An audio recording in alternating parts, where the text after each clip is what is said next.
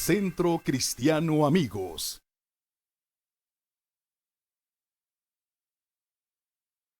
Esta mañana yo quiero compartirte, dado al tema y al acontecimiento y al momento que estamos viviendo concerniente a la resurrección de nuestro Señor Jesucristo. Un día como hoy, de hace más de 2000 años, la tumba quedó vacía y la muerte quedó vencida. Pero, ¿qué significa? ¿Qué significa la resurrección de Jesucristo para ti y para mí? ¿Qué implica el que tú y yo ahora, como hijos de Dios, podamos adjudicarnos, podamos recibir esa bendición? ¿Sabes? Para mucha gente la resurrección de Jesucristo de entre los muertos pues pasa desapercibida y solamente se marca o se encuadra en el tiempo de las vacaciones, del descanso, del periodo de asueto, y para mucha gente eso es hasta donde puede comprender y llegar su entendimiento de la resurrección de Jesucristo. Pero tú y yo, como discípulos de Jesús, como hijos de Dios, no solamente como parte o como personas que compartimos una fe o que tenemos una religión, porque yo he enfatizado muchas veces y no me voy a cansar de enfatizarlo, no se trata de una religión, no se trata de que tú hayas abrazado una nueva religión, una nueva fe. Se trata de que tú hayas entrado a una familia, a la familia de Dios, por medio de tu fe en Jesucristo. ¿Cuántos pueden decir amén a eso? Entonces, pero para ti, para mí, la resurrección de Jesucristo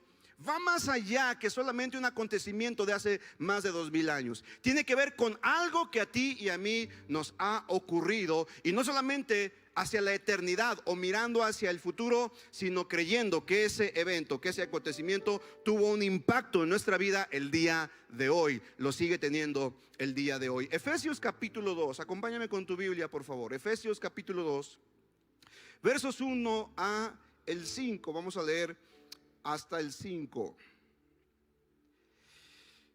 Dice la palabra de Dios, Efesios capítulo 2, la versión Reina Valera dice: y Él os dio vida a vosotros cuando estabais muertos en vuestros delitos y pecados. ¿Quién te dio vida? ¿Quién nos dio vida? Jesucristo.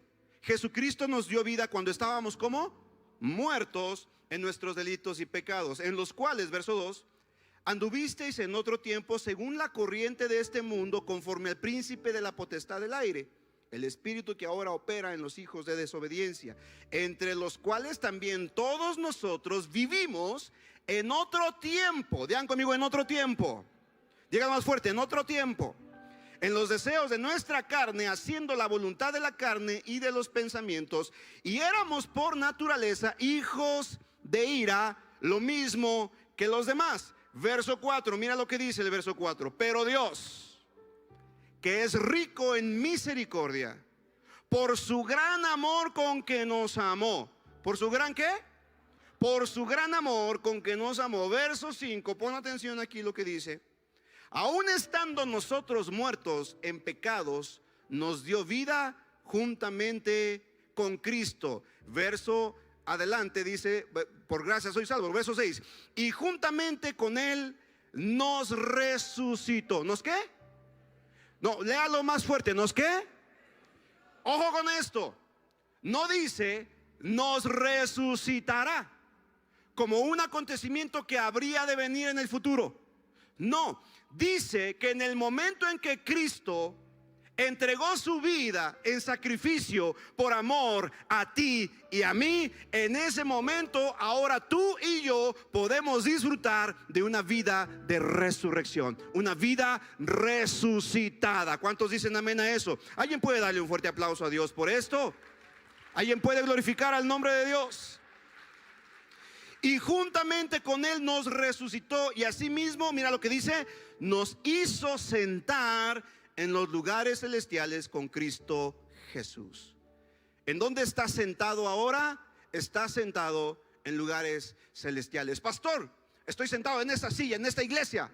Bueno, físicamente, pero lo que Jesucristo hizo en la cruz del Calvario fue resucitarte y sentarte a la diestra del Padre, sentarte junto con Dios, junto con Cristo, porque ahora en su resurrección tú y yo tenemos vida plena, aquí y ahora. Digan conmigo: aquí y ahora. Pero mucha gente no lo entiende. Muchos cristianos siguen batallando con cosas que ya no deberían de estar batallando. Siguen batallando con la carne, Seguimos batallando con pensamientos de mentira, de maldad. Seguimos batallando con un montón de cosas que ya Cristo crucificó, ya Cristo venció en la cruz del Calvario. Tú y yo debemos de aprender como hijos de Dios a entender lo que la resurrección de Jesucristo representa para nuestras vidas. Y es de lo que te quiero hablar esta mañana. ¿Cómo es que tú y yo como hijos de Dios hemos recibido y ahora nos ha bendecido y nos ha afectado positivamente la resurrección de nuestro Señor Jesucristo? Mira, el mensaje del Evangelio, lo que tú y yo predicamos es muy simple. Lo que enseñamos es que Jesucristo murió por nuestros pecados, tal como la Biblia lo dijo, fue sepultado y al tercer día resucitó, venciendo a la muerte, venciendo al diablo, y ahora está sentado a la diestra del Padre. Ese es el Evangelio. Esa es la palabra de verdad. Tú y yo tenemos que proclamar que ahora por medio de Jesucristo tenemos salvación y vida eterna. Si Cristo resucitó, entonces al resucitar Él se convirtió en el primero de los millones que resucitaremos juntamente con Él. Y Dios permitió que al clavarlo en la cruz, Jesucristo estaba ahí clavado en la cruz, muriendo por tus pecados, por mis pecados, experimentando los horrores del dolor y de la muerte. Pero después la muerte no pudo contenerlo y al final Cristo venció a la muerte. ¿Sabes? Era ilegal que Jesucristo estuviera muerto. Era ilegal que Cristo pudiera quedar y permanecer muerto, porque la Biblia dice que la paga del pecado es muerte, y Jesucristo murió sin pecado. No había razón por la cual Cristo estuviera en la tumba. No había nada que lo pudiera retener. No tenía pecado. Y como no había nada que lo sostuviera legalmente, por eso el poder de la resurrección se hizo evidente, para que por medio de esa resurrección ahora tú y yo pudiéramos tener salvación y vida eterna. ¿Cuántos pueden decir amén a esto? Ahora, ¿qué es lo que la resurrección de Cristo representa para ti y para mí? Porque no solamente tiene que ver con una fecha en el calendario, tiene que ver con nuestro destino eterno, y tiene que ver con lo que ahora tú y yo podemos vivir como hijos de Dios en esta tierra. Si bien es cierto, tenemos la promesa y la esperanza de una vida eterna con Cristo, pero mientras tanto en esta tierra tenemos la promesa de una vida de poder. Digan conmigo: una vida de poder. Tú y yo tenemos el mismo espíritu que levantó a Cristo de entre los muertos, y entonces es una vida de poder para ti y para mí. ¿Qué es lo que la resurrección de Cristo representa? Y te quiero hablar por lo menos de unas 6 cosas que representa la resurrección de Cristo para ti y para mí. Pero creo que no estás muy interesado en conocerlas. ¿Habrá alguien aquí que esté interesado en conocer estas por lo menos 6 cosas que representa la resurrección de Jesucristo para ti y para mí? En primer lugar, ponme mucha atención. La resurrección de Jesucristo de entre los muertos, escucha, es el sello de su veracidad. Es el sello de su veracidad. Mateo 28:6 dice la Biblia, no está aquí, ha resucitado tal como dijo que sucedería. Vengan, vean el lugar donde estaba su cuerpo. Lo primero que tenemos que entender, amada familia, es que la resurrección de Jesucristo prueba totalmente lo que Él dijo. Muchas veces cuando estuvo en el mundo, Jesucristo dijo: yo soy la vid, yo soy el pan de vida, yo soy el buen pastor, yo soy la sal, la luz del mundo, yo soy la luz de la tierra, yo soy muchas cosas. Él dijo: yo soy la puerta, yo soy el camino, yo soy la verdad, yo soy la vida. Pero si Jesucristo no hubiera resucitado, todas las veces que Él dijo yo soy, hubieran sido totalmente en vano. Si Jesucristo no hubiera resucitado, escúchame, hubiera sido el más grande mentiroso de toda la historia. ¿Me estás escuchando?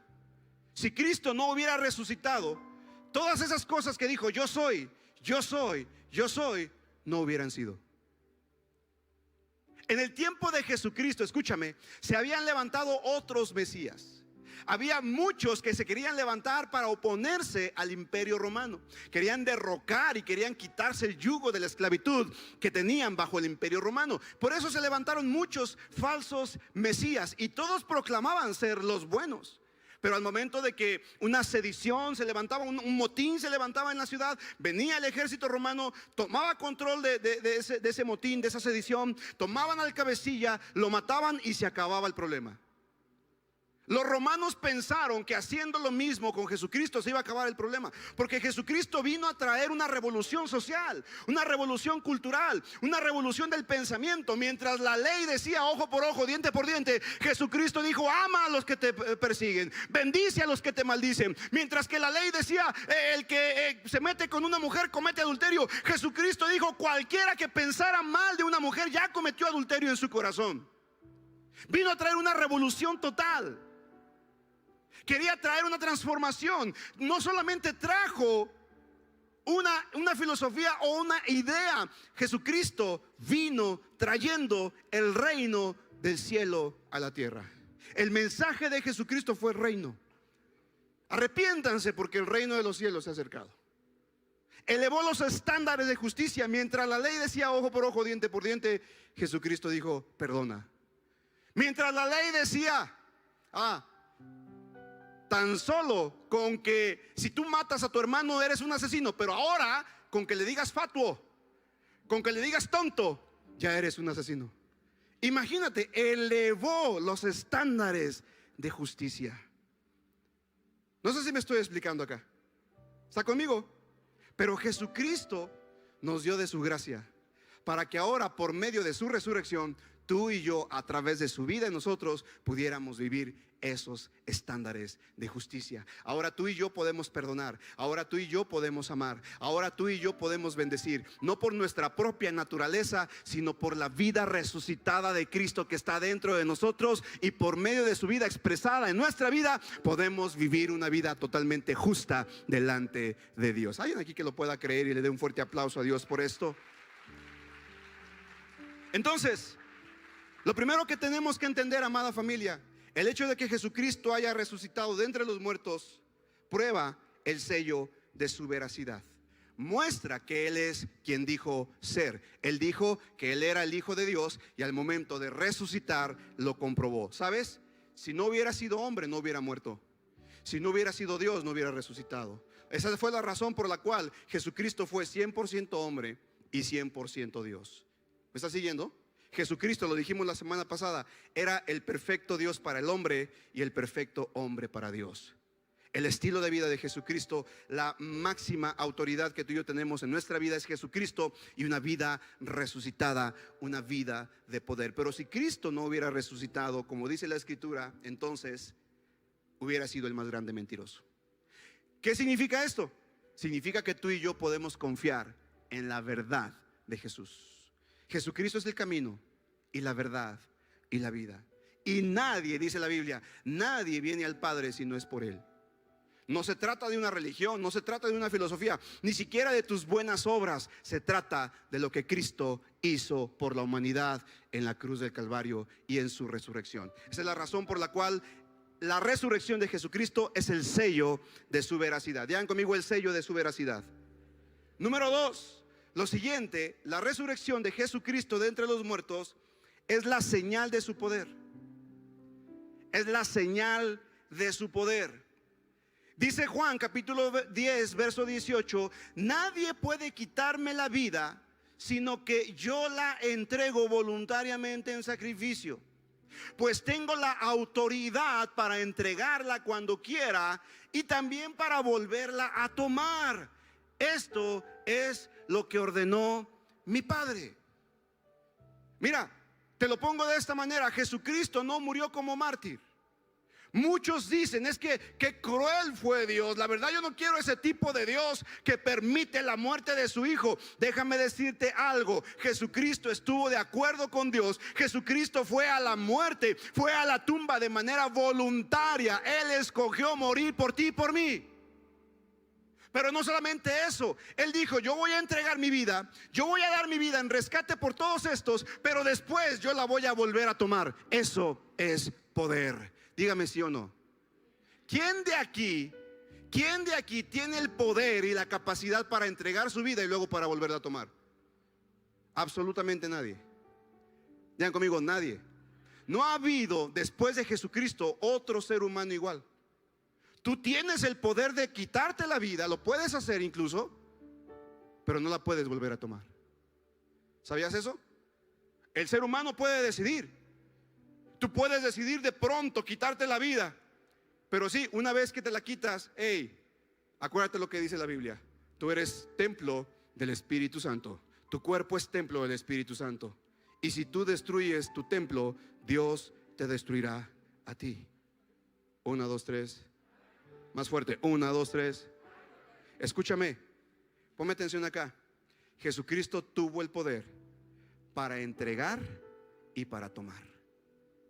Nadie más tiene esa facultad. ¿Te das cuenta? ¿Cuántos están comprendiendo esto? ¿Cuántos lo habían visto de esta manera? Nadie más, ningún otro ser humano puede dar su vida y luego tomarla. Jesucristo no murió como mártir. Él no fue obligado a la muerte. De hecho, Él tuvo la opción de no ir a la cruz del Calvario. Lucas capítulo 4 nos habla la ocasión cuando fue llevado por el Espíritu al desierto. Dice la palabra de Dios que el Espíritu Santo llevó a Jesús, después de haber sido bautizado, fue llevado al desierto para ser tentado. ¿Por quién? Vamos, ¿por quién, iglesia?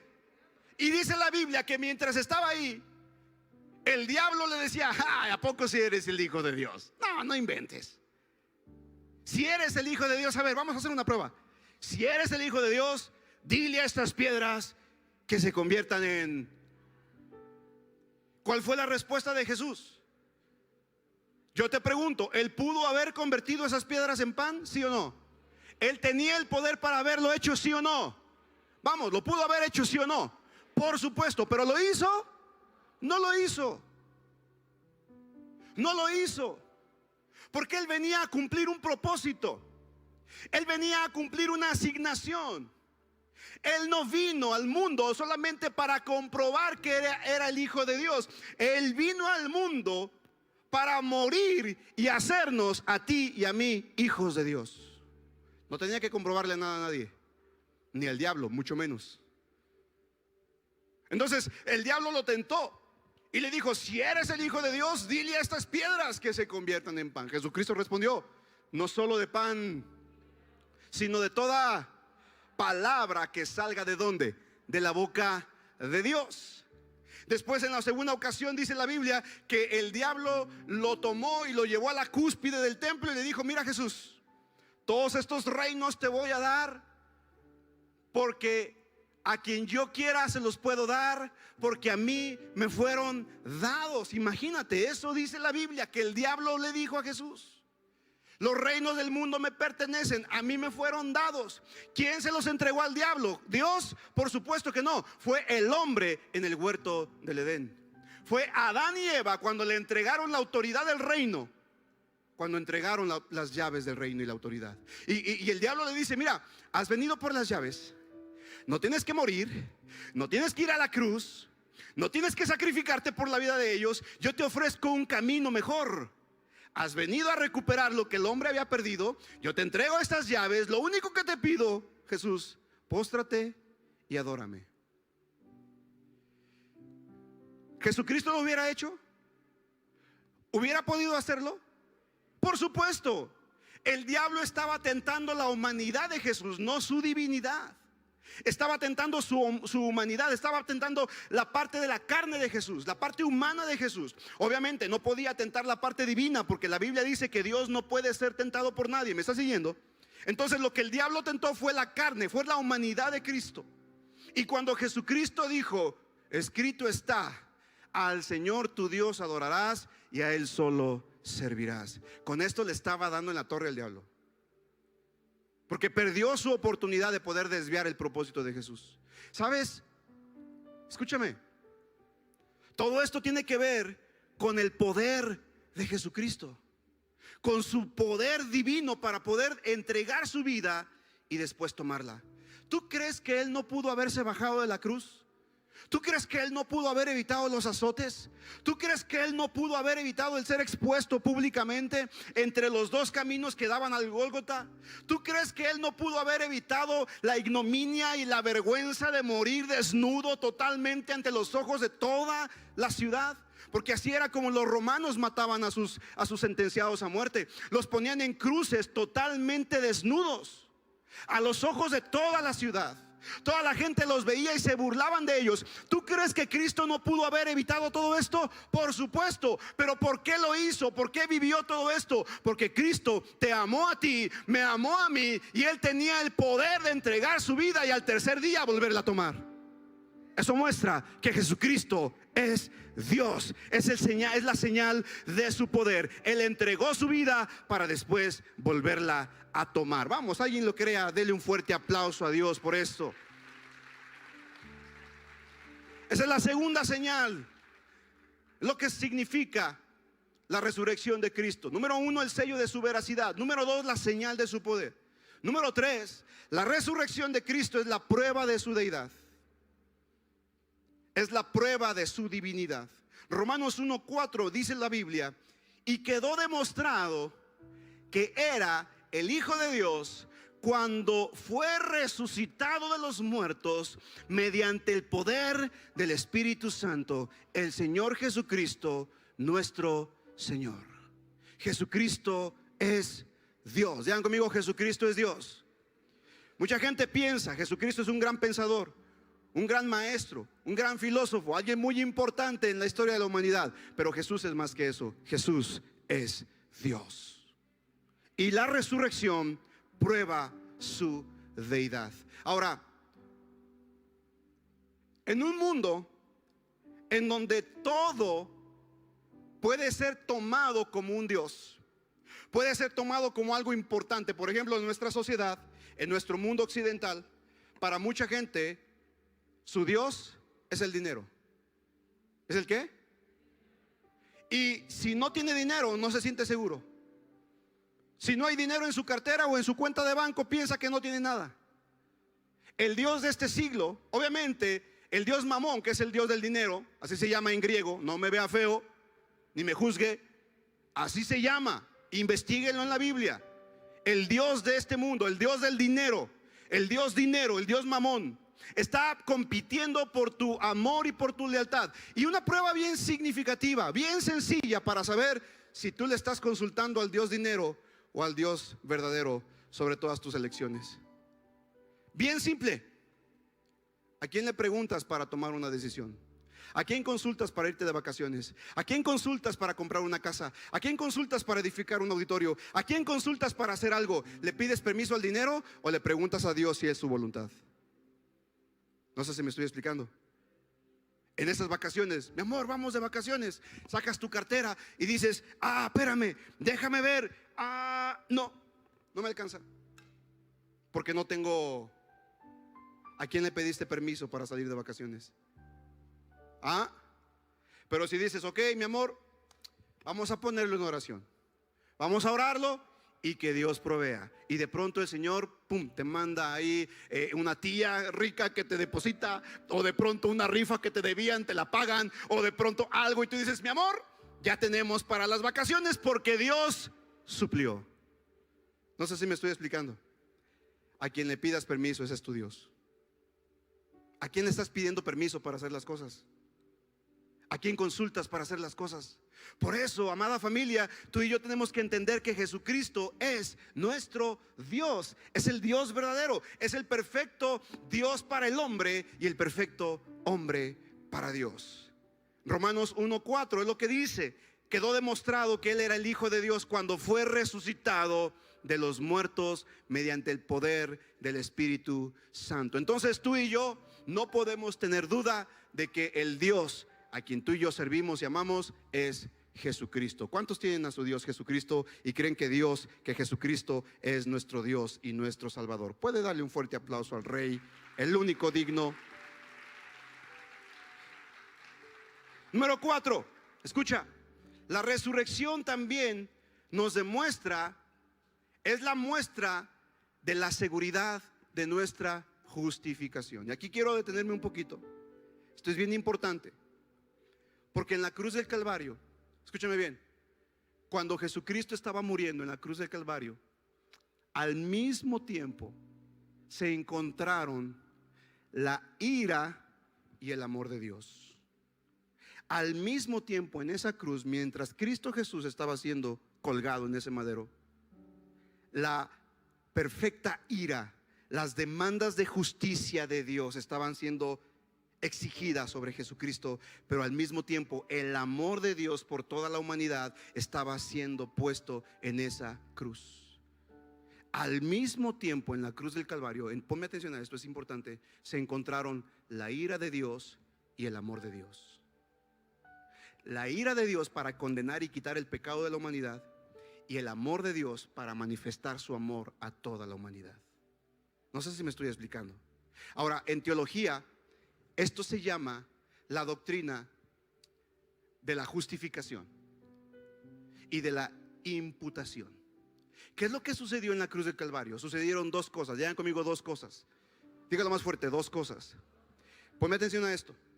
En la cruz del Calvario te quitaron algo y te pusieron otra cosa.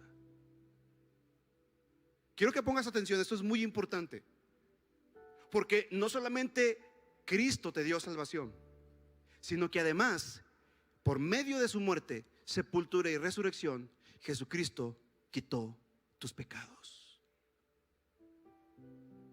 ¿Estás aquí?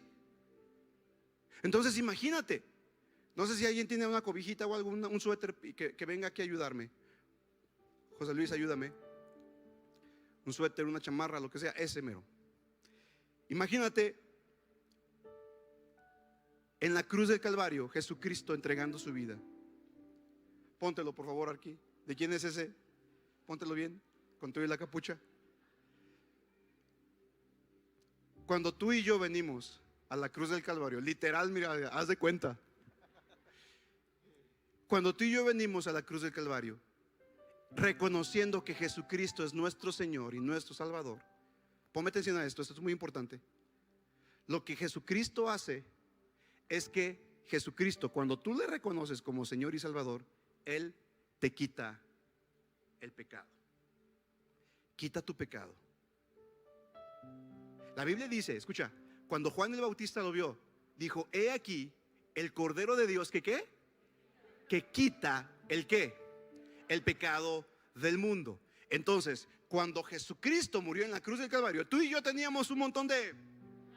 Entonces lo que hace Cristo al momento de su resurrección, de su muerte, sacrificio, y que tú lo aceptas, Él te quita tu pecado. Pero no te deja así. No te deja sin pecado solamente, sino que además, una vez que te quitó tu pecado, Él toma, mira, Él toma de su justicia y te viste de justicia. Entonces, en la cruz del Calvario, Cristo te quitó algo, pero al mismo tiempo te puso algo. Te quitó el pecado y te imputó justicia. Te quitó lo que te separaba de Dios, porque acuérdate, el pecado es tan malo a los ojos de Dios que Dios no tolera el pecado. Dios no puede convivir con el pecado. Dios no puede amar el pecado. Ama al pecador, por supuesto, pero no tolera el pecado.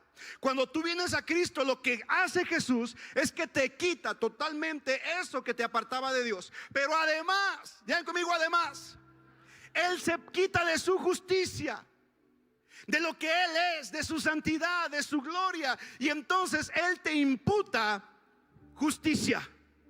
Y ahora no solamente te quitó el pecado y te ha imputado justicia, sino que esta justicia, mira lo que dice la Biblia, por medio de esta justicia ahora tú puedes venir delante de Dios y Dios te mira como si nunca hubieras pecado.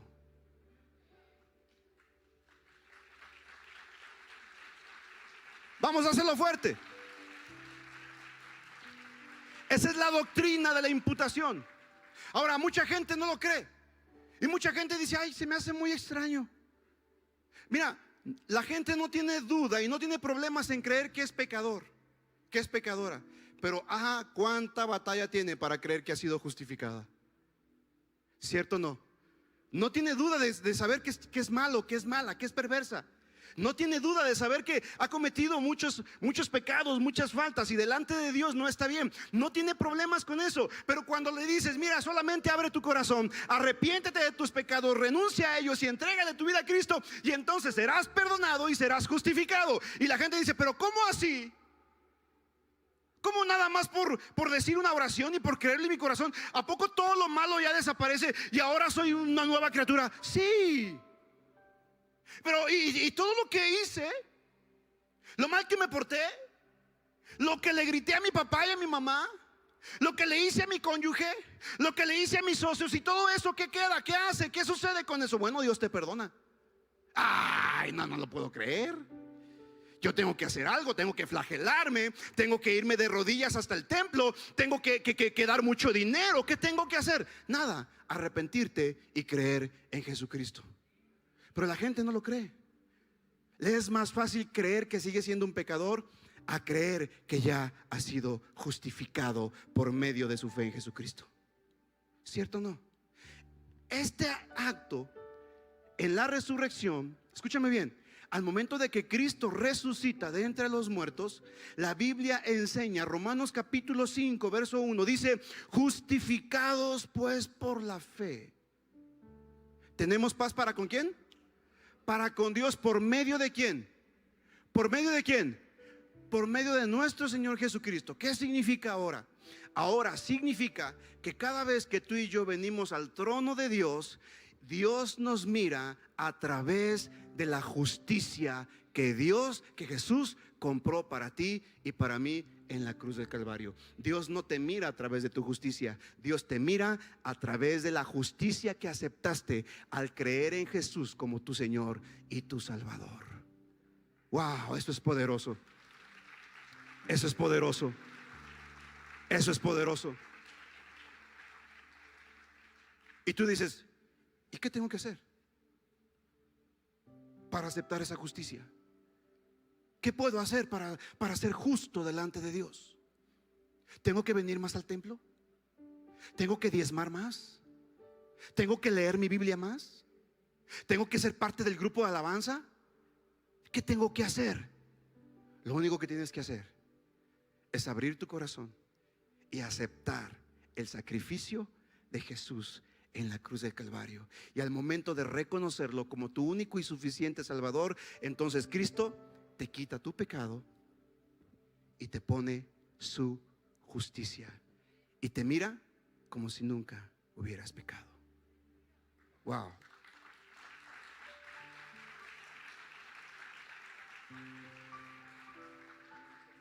Vete con tu justicia. Aquí déjame tu pecado y vete con tu justicia. Escúchame, ponme atención, aquí quiero ahondar un poco. En la Biblia, en el Antiguo Testamento, había algo que los sacerdotes hacían constantemente. Quiero que todos me pongan atención, por favor.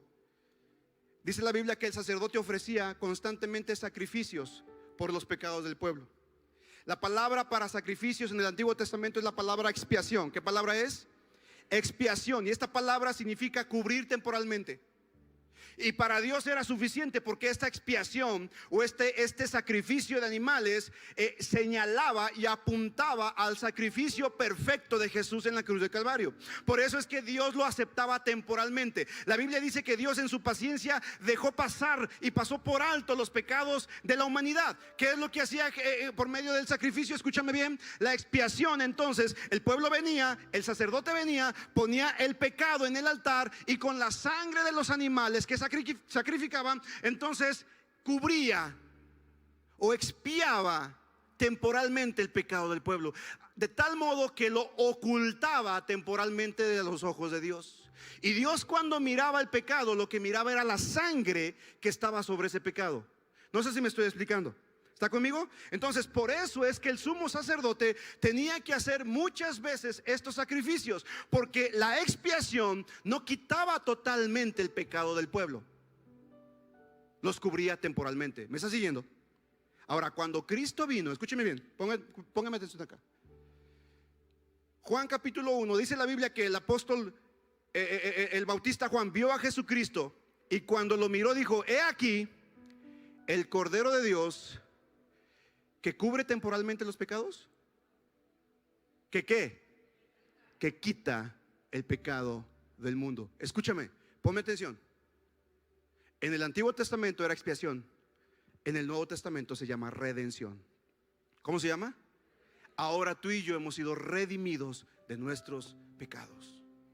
Y esta palabra bien interesante, redención, está compuesta de tres palabras griegas que significan y nos da el panorama completo de lo que realmente significa la redención. Póngame atención acá, es importante. La palabra redención está compuesta por tres palabras: agorazo, hexagorazo y lutró. ¿Qué significa esto, pastor? Bien simple. Agorazo significa comprar en el mercado. Hexagorazo significa sacar de circulación. Y lutró significa poner en libertad. Entonces, en la redención, en el sacrificio de Jesús en la cruz del Calvario, tú y yo estábamos en el mercado de esclavos. Tú y yo estábamos a la venta, al mejor postor, al mejor pecado. Éramos ahí una fila. Imagínate que el diablo nos tenía encadenados, el diablo nos tenía a la venta. Y venía la depresión, venía la amargura, venía el resentimiento, venía el odio. Y decía al diablo: diablo, yo quiero pagar por Eli, yo me la quiero llevar. Y el diablo decía: ahí está, es tuya, llévatela. Y la depresión se le llevaba. Y venía por Claudia y decía: diablo, yo quiero llevarme a Claudia, quiero tomarla como mía. Venía la amargura. Y el diablo decía: ok, amargura, llévatela, es tuya. Y luego venía por alguien más. Venía por Maye y le decía: diablo, yo quiero a Maye. Y venía la tristeza y la angustia. Y la tristeza y la angustia decía: ok. El diablo decía: llévatela, tristeza y angustia es tuya. Y entonces tú y yo éramos objeto de venta en el mercado de esclavos. Pero cuando Cristo entregó su vida, escúchame bien, cuando Cristo dio su vida por nosotros, Él viene al mercado de esclavos y dice: ok, diablo, ¿cuánto pides por José Ramírez? Y el diablo dice: no vale la pena. ¿Cuánto quieres pagar por él? Y Jesucristo dice: yo quiero dar toda mi vida por él. Y el diablo dice: ¿estás seguro? No vale la pena. ¿Cómo crees? No te va a servir de mucho. Y Jesús dijo: no importa, porque lo amo, quiero tenerlo conmigo. Y el diablo le dijo: ok, tu sangre, dame tu vida por la de él, tu vida por la de Violeta, tu vida por la de José Luis, tu vida por la de Claudia, tu vida por la de todos los que estamos aquí. Y Jesucristo dijo: adelante. Entonces Jesucristo vino agorazo, nos compró en el mercado de esclavos. Número 2, hexagorazo, nos saca de circulación. ¿Qué significa? Que nunca más puedes volver a estar a la venta. Nunca más. Una vez que eres sacado del mercado, eres sacado de circulación. Y después la palabra lutró significa poner en libertad. Cristo te compró, te sacó de circulación y te puso en libertad para que ahora elijas servir voluntariamente a Dios con todo tu ser y con todo tu corazón. Eso fue lo que Cristo hizo en la cruz del Calvario. Ahora tú y yo tenemos libertad. Vamos a hacerlo fuerte. Antes no había opción. Antes éramos esclavos del pecado, de la amargura, del resentimiento, de la tristeza. Pero cuando Cristo vino y nos compró en el mercado, nos sacó de circulación y nos ha puesto en libertad. Usa esa libertad para servir a Cristo con todo tu corazón. Pastor, ¿qué pasa cuando un cristiano vuelve al mercado de esclavos? El diablo lo ve y le dice: ¿tú qué haces aquí? No eres de aquí. Tú ya no puedes volver a estar en circulación. Pero ese cristiano que insiste en pecar dice: pues déjame, aquí estoy a gusto. Me gusta sentirme amargado y resentido con la vida. Y el diablo dice: no, este no es tu lugar. Pero si tú quieres, adelante. Nadie te va a comprar, pero es tu elección. Tú tienes libertad para servir al pecado o servir a Cristo. ¿Me sigues? ¿Qué estás haciendo con esa libertad? ¿A quién estás sirviendo? ¿Quién es quien está dirigiendo tu vida? Eso es lo que significa que ahora tú y yo somos justificados. Romanos 4:25, mira lo que dice: Él fue entregado a la muerte por causa de nuestros pecados, escucha, y resucitado para hacernos justos. ¿Hacernos qué? Vamos, ¿hacernos qué? Y mucha gente no lo cree. Y dice: ¿cómo es que soy justo? No por tu justicia, sino por la justicia de aquel que murió en la cruz de Calvario por nuestros pecados. ¿Te das cuenta que la resurrección de Jesucristo va más allá que solamente celebrar una semana al año? ¿Te das cuenta que la resurrección de Jesucristo marca el destino y cambia totalmente el rumbo de nuestras vidas? Amada familia, la resurrección de Jesucristo la vivimos todos los días en Cristo Jesús. No solamente una fecha en el calendario, todos los días estamos viviendo la resurrección de Cristo en nuestras vidas. Y por último, por medio de la resurrección de Jesucristo, la resurrección de Cristo es el sustento de nuestra fe. Primero a los Corintios 15:14 dice: y si Cristo no resucitó, vana es entonces nuestra predicación y vana es también nuestra fe. ¿Qué significa esto, amada familia? Significa que tú y yo no tenemos una fe ciega, como muchos piensan. Mucha gente dice: es que los cristianos tienen una fe ciega, tienen una fe que no tiene un sustento, tienen una fe que raya en lo ridículo, raya en el fanatismo, raya en lo religioso. Pero déjame decirte algo, escúchame, ponme atención. El sustento de nuestra fe es la resurrección de Cristo. Tú y yo creemos en algo real, en algo verídico, en algo que ha sido un hecho histórico para toda la humanidad. Tú y yo creemos en alguien que dio su vida, la volvió a tomar y ahora está vivo. Y ahora por medio de esa resurrección, tú y yo podemos tener fe. Esa fe que nos asegura el galardón de la vida eterna. Mientras que otras religiones, otras sectas, otros grupos han puesto su fe y su esperanza en un montón de cosas, en dogmas, en tradiciones, en liturgias, en religiones, en personas, tú y yo hemos puesto nuestra fe en aquel que murió pero resucitó, venciendo al diablo y venciendo la muerte. Nuestra fe es una fe fundamentada en la resurrección de nuestro Señor Jesucristo. Así que tienes que sentirte muy contento y muy complacido, porque tu fe no es una fe abstracta, no es una fe fingida, no es una fe histórica solamente, no es una fe cultural o lo que te enseñaron tus padres o tus abuelos. Es una fe que tiene un sustento, y el sustento se llama Jesucristo.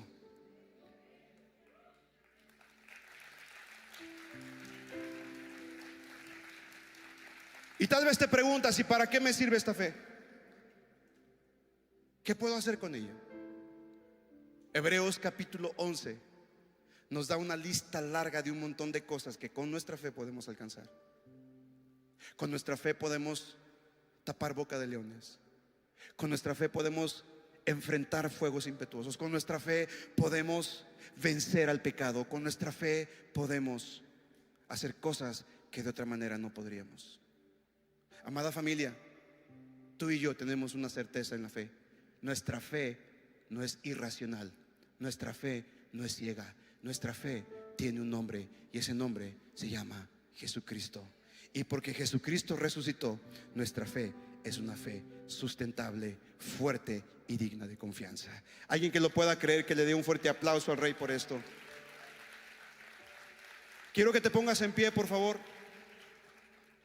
Hay un montón de cosas que pudiéramos hablar sobre la resurrección de Cristo. ¿Sabes? La resurrección de Jesucristo es la victoria más grande que haya experimentado el ser humano. Porque juntamente con su victoria, ahora tú y yo tenemos victoria. La resurrección de Cristo, escúchame bien, es el sello puesto sobre sus verdades. ¿Y cuál es la siguiente verdad que la iglesia va a experimentar? La siguiente verdad que la iglesia está por experimentar es la segunda venida de Cristo. Es la venida de Cristo por su iglesia. Escúchame, es una verdad que estamos a punto de vivir. Es una verdad que estamos a punto de experimentar. Yo no sé de tú, pero estamos hoy más que nunca más cerca de la venida de Cristo.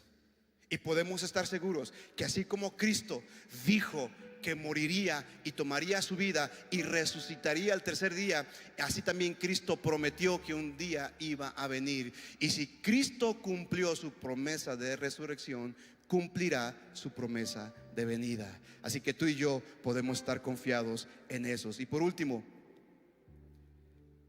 la resurrección de Cristo, escúchame bien, la resurrección de Cristo es el triunfo, escucha, de la vida sobre la muerte, de la verdad sobre la mentira y de la santidad sobre el pecado. Eso es la resurrección de Cristo. ahora tú y yo hemos pasado de muerte a vida, de pecado a santidad, de mentira a verdad. Ahora tú y yo disfrutamos los beneficios de la resurrección. ¿Cuántos pueden entender esto? ¿A alguien le quedó claro este mensaje? ¿Alguien da gracias a Dios por el triunfo de la resurrección de Cristo en la cruz del Calvario? Quisiera preguntar aquí, yo no sé si todos los que están aquí tienen la seguridad, la certeza de su salvación. Ese es un momento muy importante, porque de esta decisión depende dónde vas a pasar la eternidad. De lo que decidas hacer con la resurrección de Cristo. Porque sabes una cosa, el hecho de que Jesucristo haya muerto y resucitado por la humanidad no significa que toda la gente disfrute de este beneficio. Solamente es para aquellos que creen. ¿Aquellos que qué? En Jesucristo como Señor y Salvador. Solamente es para aquellos que deciden abrir su corazón a Jesús como su único y suficiente Salvador. Quiero que todos en este lugar cierren sus ojos, inclinen su rostro y hagan esta oración conmigo después de mí. Quiero que digas: Señor Jesucristo, en esta mañana te abro mi corazón para que entres en él y a partir de este momento te conviertas en mi Señor y mi Salvador por la eternidad. Yo renuncio voluntariamente a todo pacto que haya tenido con Satanás o con este mundo, y renuncio a todos mis pecados. Me arrepiento de cada uno de ellos, los echo fuera de mi vida en el nombre de Jesús. Y a partir de este momento confieso con mi boca y creo en mi corazón que Jesucristo es Dios, el Hijo de Dios, que vino a este mundo por obra y gracia del Espíritu Santo a través de la Virgen María, pero murió en una cruz por todos mis pecados y al tercer día resucitó de la muerte, venciendo al diablo y venciendo a la muerte. Entra en mi corazón, Jesús, desde ahora y para siempre. Amén. ¿Habrá alguien aquí que hizo esta oración por primera vez? Levante su mano. ¿Quién habrá hecho esta oración? Bien, bien en alto, bien en alto. Mira cuánta gente hermosa. Vamos a darles un fuerte aplauso a esta gente linda.